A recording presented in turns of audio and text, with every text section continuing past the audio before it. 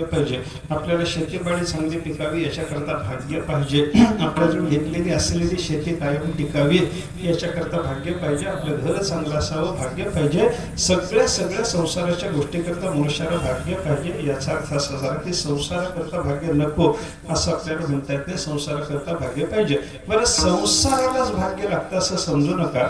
मनुष्याला परमार्थ करायचा झाला तर त्याच्याकरता सुद्धा भाग्य लागतं. विठ्ठल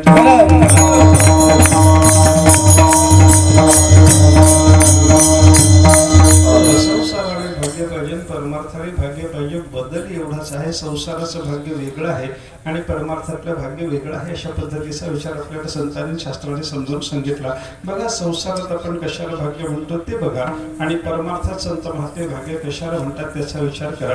आपली सगळी भाग्याची कल्पना संसाराच्या भोवती आहे आणि संतांची सगळी भाग्याची कल्पना देवाच्या भोवती आहे. विठ्ठल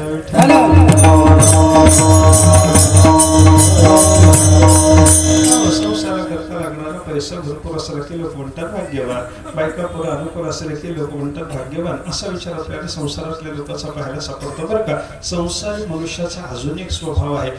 थोडासा वेगळ्या पद्धतीने विचार जर केला तर संसारी मनुष्याचा स्वभाव असा असतो, आपल्या जवळ जे आहे ते किती महत्वाचं याचा विचार मनुष्य करत नाही. आपल्या जवळ जे नाही ते हुडकून काढायचं आणि ते मिळालं तर भाग्य म्हणायचं.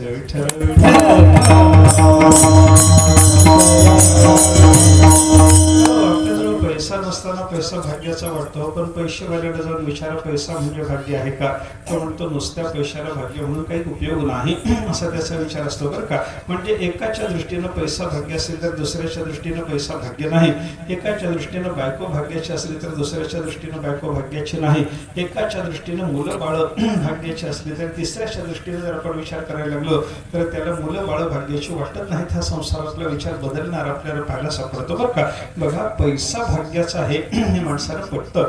अनेक लोकांच्या बाबतीमध्ये पैसा त्यांच्याकडे असल्यामुळे लोक म्हणतात ना, माझ्याजवळ 4 पैसे होते म्हणून गावातले लोक मला मान देतात, माझ्याजवळ 4 पैसे होते म्हणून लोक या बसा नमस्कार म्हणतात, नाहीतर कोण नमस्कार केला असता असं लोकांचं म्हणणं असतं की नाही. म्हणजे हे भाग्य कशाला समजायला लागले, पैशाला भाग्य समजायला लागले. पण हे पैशाचं भाग्य असू द्या, बायका लेकराचं भाग्य असू द्या, घरादाराचं भाग्य असू द्या, याच्यातलं कोणतंही भाग्य टिकणारं नाही हे लक्षात घेतलं पाहिजे.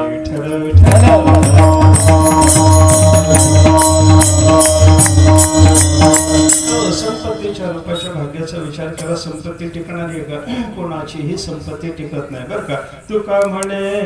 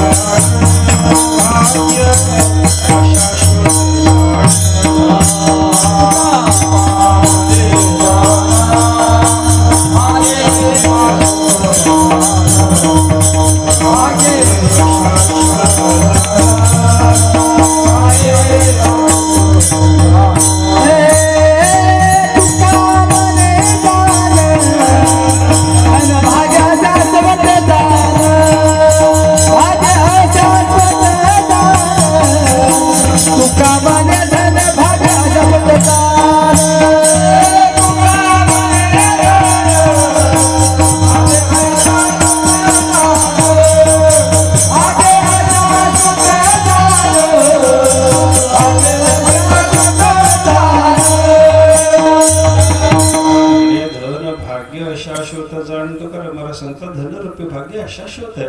कोणाचे धन टिकत नाही, आपलं धन टिकत नाही. नवल वाटायचं कारण बड्या लोकांचं धन टिकलं नाही. आपल्याला तुम्ही उदाहरणार्थ जर सांगायचं झालं तर रावणाच्या संपत्तीचा विचार बघा. रावणा एवढा श्रीमंत जगामध्ये दुसरा कोणी माणूस आपल्याला दिसणार नाही. किती श्रीमंत रावणाच्याकडे संपत्ती काय होती याचं 2 अभंगात तुकाराम महाराजांनी वर्णन केलेलं आहे. बाकीचा संपत्तीचा विचार बाजूला राहू द्या. मी एकाच अभंगात रावणाच्या मालकीच्या घराचा विचार जो तुकाराम महाराजांनी सांगितलेला आहे तेवढं आपल्याला सांगतो. लंका नगरीमध्ये रावणाच्या मालकीचे घर किती बघा. श्रीमंती कोणाची सांगायची त्याचेच घर सांगावे लागतात.